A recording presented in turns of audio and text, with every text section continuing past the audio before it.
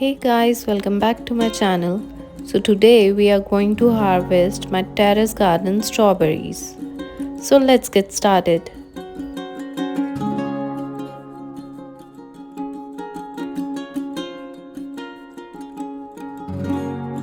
So these fresh looking strawberries are grown organically without using any harmful pesticide, insecticide or fertilizer.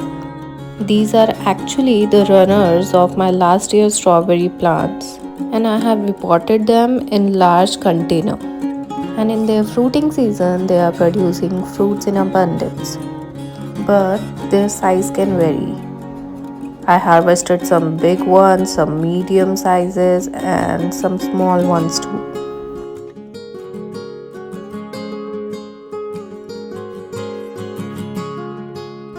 And these are actually my last year's strawberry plants, which are the mother plant.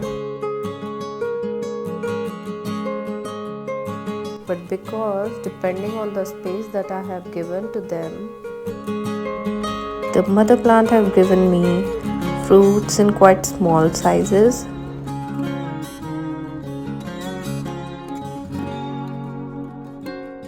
But because of them, I harvested lots of strawberries this year.